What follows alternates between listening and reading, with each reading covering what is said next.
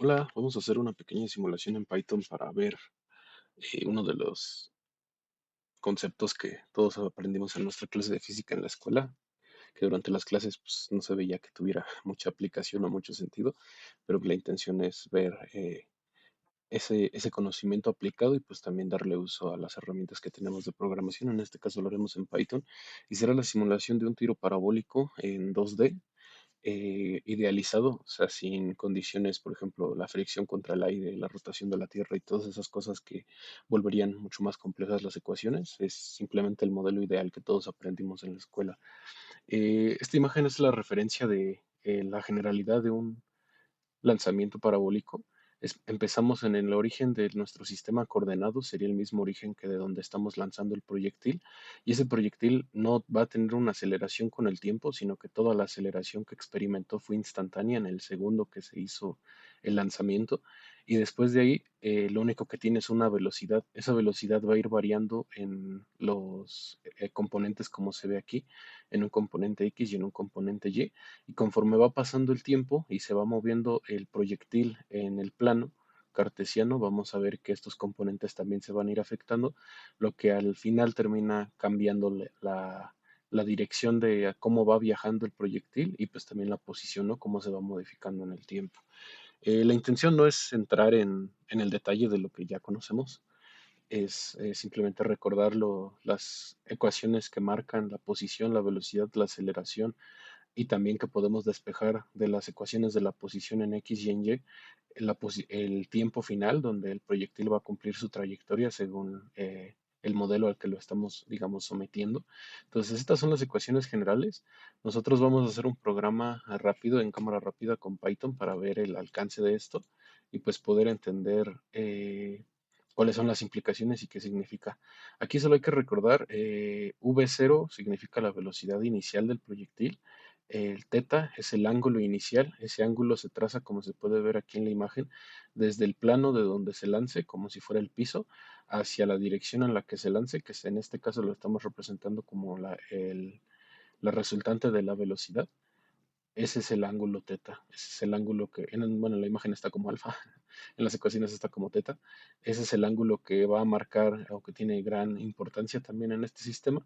La gravedad, nosotros la estamos metiendo como 9.81 metros sobre segundo cuadrado, que es la aceleración constante de la gravedad, al menos en la Tierra.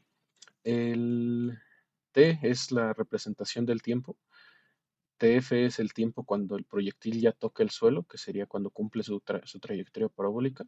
X de t es la posición en el momento t, en el eje X, y Y de t es la posición en el eje Y, en el momento t. Entonces vamos a ir a Visual Studio Code para hacer la simulación.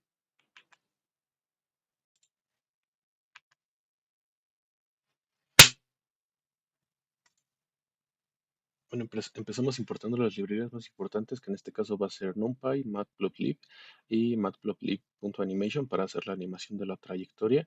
Después definimos el constructor de nuestra clase, Projectile Motion Simulation, que va a recibir las cosas más importantes, que es la velocidad inicial, el ángulo, la gravedad y el diferencial de tiempo con el que vamos a simular.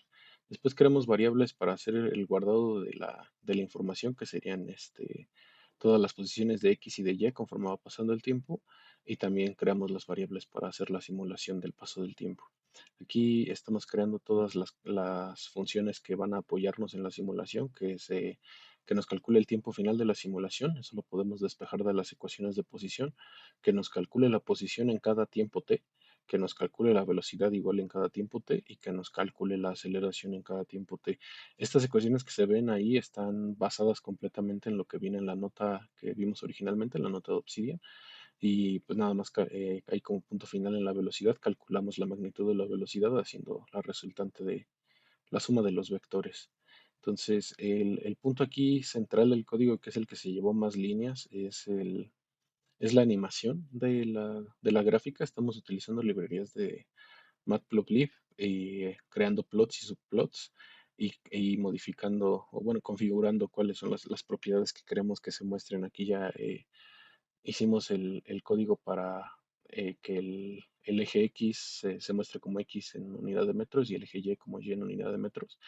y el vector que va a mostrar la velocidad con sentido y dirección va a ser color rojo y el que va a mostrar la aceleración va a ser color azul. Después nos pasamos a la función interna de la función de animación, que es la función update. Esta función es básicamente el conector que vamos a tener con las demás funciones que hicimos antes, que son las que tienen la lógica del cálculo, y vamos a guardar eso para poder ir haciendo la gráfica poco a poco, que es lo que vamos a ver a continuación. Entonces, conforme nosotros vayamos haciendo eso, lo tenemos que ir guardando y pasándoselo a la función de animación. Y esa función de animación lo que va a hacer es por fin ya mostrarlo visualmente en la gráfica de Matplotlib. Entonces, igual aquí estamos configurando las posiciones de los textos, de cómo descomponer la velocidad y la aceleración en sus componentes X y Y relativos al objeto que estamos moviendo, que es esas dos líneas de código que se están viendo ahí, la 84 y la 85. Y aceleración es más de lo mismo.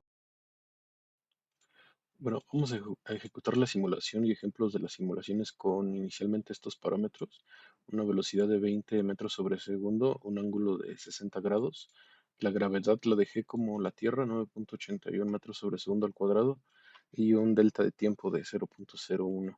Entonces, para eso tenemos que abrir nuestra terminal en la locación donde tengamos el archivo de Python, y al menos en mi caso tengo que activar el entorno de Anaconda. Entonces voy a activar mi environment, que es Penguin Labs, y vamos a correr el programa de Python con el comando Python seguido del el nombre de nuestro proyecto. Y como se puede ver aquí, al menos en este ejemplo con estas condiciones iniciales, nosotros tendríamos una altura máxima de aproximadamente 15 metros y estaríamos llegando hasta aproximadamente 35 metros. Voy a repetir la simulación igual para comentarlo. Bueno, la gráfica, como se puede ver al inicio, el vector de la velocidad tiene componente igual al ángulo inicial y poco a poco se va debilitando por la fuerza que, digamos, lo frena de la gravedad y lo jala hacia el piso. Y después la velocidad del objeto pues termina llevando ese mismo sentido, que es hacia abajo.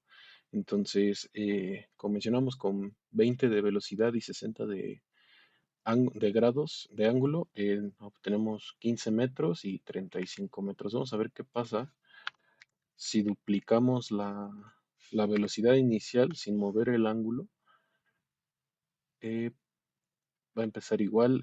Aquí como componentes, la velocidad en X va a ser siempre el 50% de la velocidad inicial, y la de Y va variando porque pues tiene la componente de la aceleración. Y normalmente la velocidad en el punto, o creo que siempre la velocidad en el punto medio es exactamente la mitad, y la velocidad cuando llegue al piso va a ser la misma que la velocidad inicial. Como se va a poder ver aquí, mira, justo la velocidad inicial es 40 metros sobre segundo, que era lo mismo con lo que arrancó.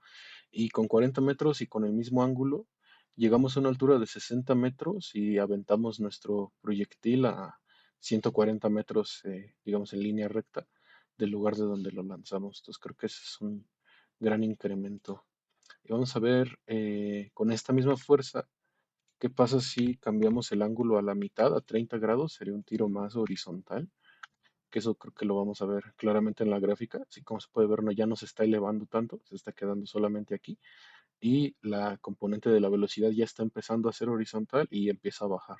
Entonces con esto justamente vemos cómo la velocidad y la aceleración están directamente relacionadas con la posición, y pues podemos entender un poco más lo que nos estaban enseñando en la escuela y las aplicaciones. Entonces espero que les haya gustado el video. Muchas gracias por verlo.